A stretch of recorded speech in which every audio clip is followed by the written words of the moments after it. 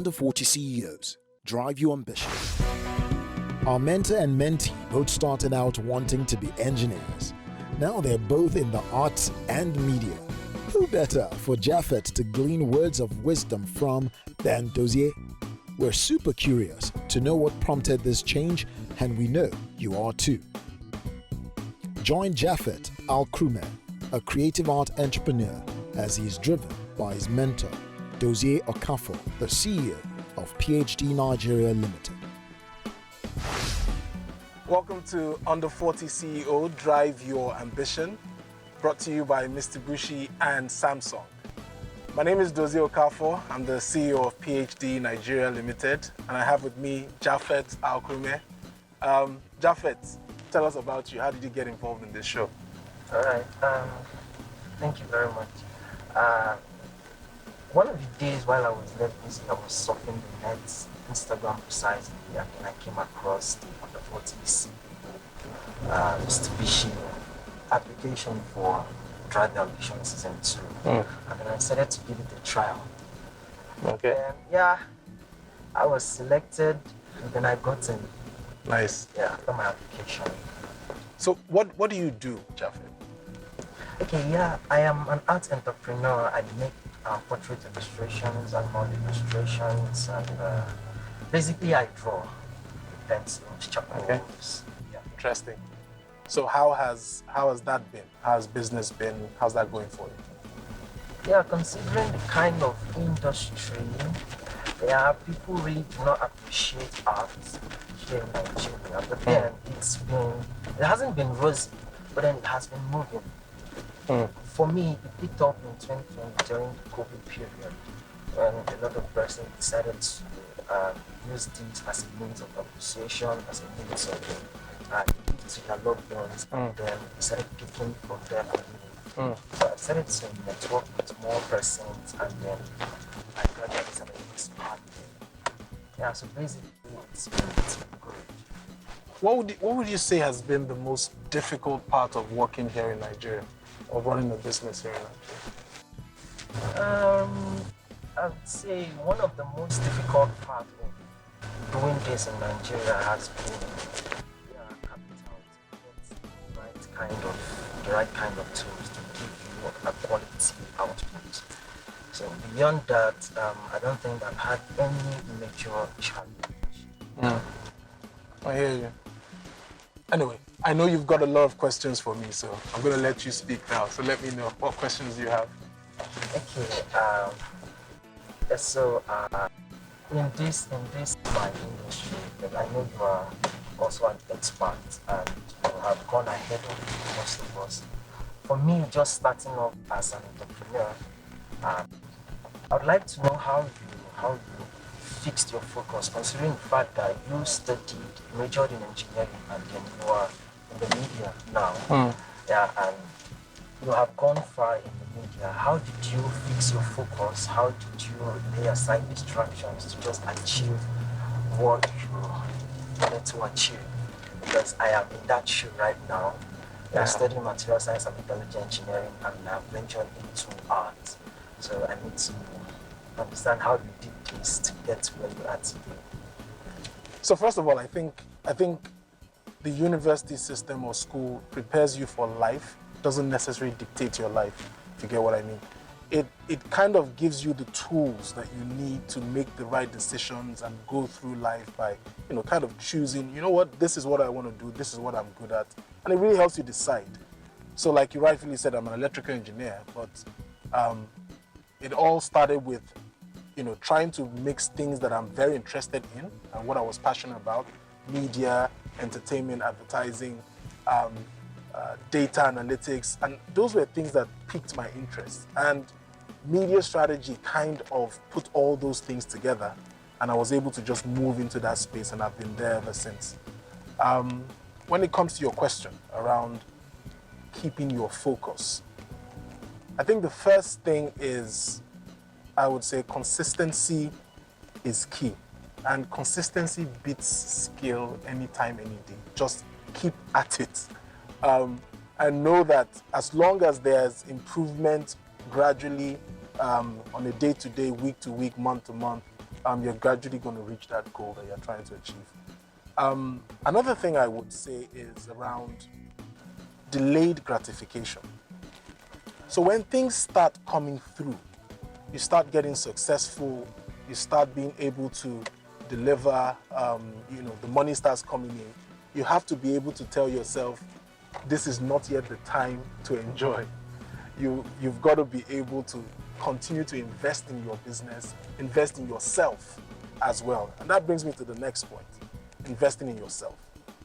There is a simple trick I teach people in my office, and that is, make sure you learn something new every day.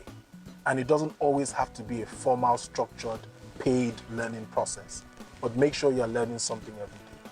Because at the end of each year, you've learned 365 new things, right? And that just continues to expand your knowledge, your confidence, even on your business and everything.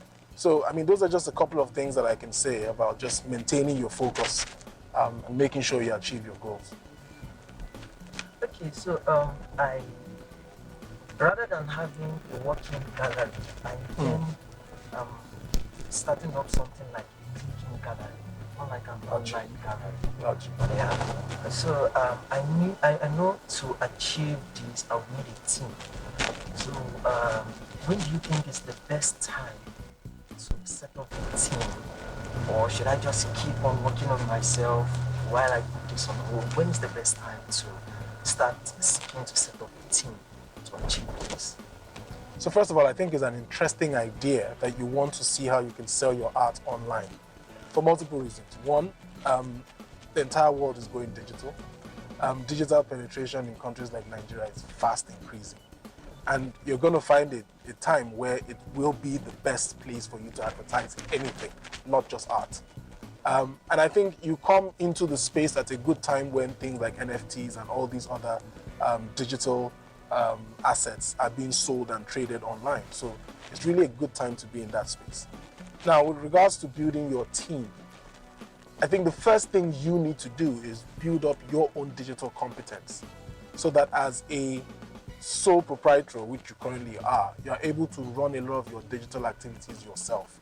And you start to expand that team in line with the company's demands, right? What you don't want is to have a bloated overhead of people that you're struggling to pay. Now, the good thing about acquiring that digital competence is that it's relatively cheap and affordable to build, the skill set that needs you to help to be able to deliver on digital Google Analytics, or to, run your own Facebook campaigns, or to look for audiences online that are interested in art, to look for people that are, so you can do a lot of targeted things online on your own. There are platforms that enable you set up your own marketplace. And these are things you can do without a team, right? You can do them on your own. Then as you grow, you start to identify areas where you need support and you recruit appropriately, right? And I think that will probably be one of the best advice I can give you as far as building a team. Build a team for your type of business on demand and as you require them. And then you would see that over a couple of years, you're able to expand that team from 2 people to 3 people to 4 people. Wow, that's interesting. All right, I think I'm really excited hearing all of these things. I know you had challenges while you were starting up, and I would love to know some of these challenges you had, because I know I would meet up with them. I would love to know this kind of challenges and how to maneuver, how to cross this hurdle. Yeah, as a startup. I think probably, so first of all, there were a lot of hurdles. And I think probably the first hurdle I had was really around closing a lot of the skill gaps that I also had. So the kind of business I ran, having a very good competence in understanding your finances, your numbers, your data, treasury management, these were not skill sets I had. So I had to ramp up my knowledge base and competence on that very quickly.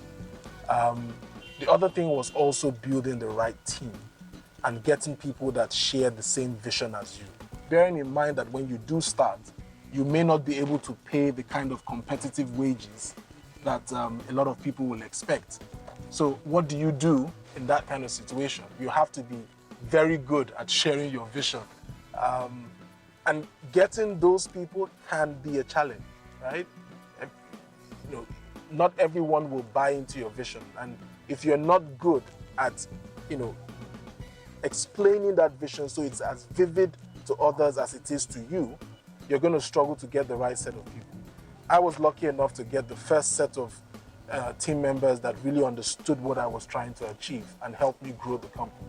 But also make sure they are growing with you.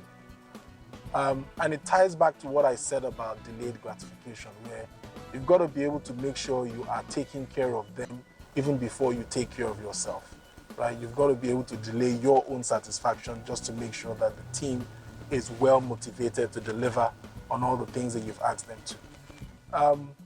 There's obviously the challenge of working here in Nigeria and the host of issues that brings, the volatility, the uncertainties, and the lot of ambiguity around running our business. If you happen to deal with exchange rates like I do, you're also exposed to those volatilities as well. So being very proactive to find ways to hedge those issues is something that I tackled very early in my career, and I'm now able to, make sure that I have systems in place and investment ideas and things that just help me hedge against those kind of issues. I think there are also issues around financing your business. Getting funds and finance in Nigeria isn't exactly easy.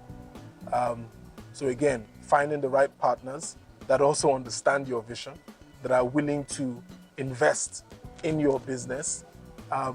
But you also have to be very upfront and direct with your own investors. And that's probably something I've been throughout my career. I tell them the way it is, as honest as I can be around every situation. Those that will trust you will trust you. But I also try to also make sure I'm talking to people that want to listen and not just talking to everyone, right? Because sometimes when you are sharing your ideas and talking to people who don't want to listen, you are devaluing the quality of that idea because you're sharing it with somebody who doesn't appreciate the idea. So you also have to have a skill to sharing or, for sharing ideas to people that will actually appreciate the idea and help you amplify it. Yeah. All right. Thank you very much, sir. Really great to hear. At least all of these things I've heard, putting them to practice, I know would grow a very long way from you. Okay, so what drives your ambition? Okay, interesting question. I think when I got into the advertising industry, I noticed that there was a dearth of knowledge. There was a scarcity of knowledge about scientific data planning, scientific media planning, scientific media analytics. And I found it very interesting that it didn't really take a lot of technological know-how to ramp up that competence. So one of the things that really drives me in this industry is that we are making such an impact in terms of how we are upskilling our people, driving the competence. Advertising is such a huge opportunity, not just in Nigeria, across Africa, that hasn't been fully tapped or hasn't fully reached its potential. Even from a regulatory standpoint, a lot of rules are just coming up even this year on how to properly tap into the opportunities that advertising provides in market. So one of the things that drives my ambition is that we are making a mark at our level. I mean, we are driving improvement in the creative output from a media standpoint. We're driving improvement in the size of the advertising industry. But more importantly, we are creating a lot of competent, skilled media strategists, media planners, and the likes that have never existed, over the last couple of years. But I also am a person that genuinely is interested in building people up. I like training. I've always loved teaching. And I do derive a lot of joy in seeing people improve and become better people over time. So that, I think, is one way I can summarize really what drives my ambition. Okay, so Japhet, thank you for taking this ride with me. Yeah, it's been a pleasure. Under 40 CEOs, Drive Your Ambition, brought to you by Mitsubishi, shot on Samsung. Masilia Motors, sole distributors of Mitsubishi Motors in Nigeria.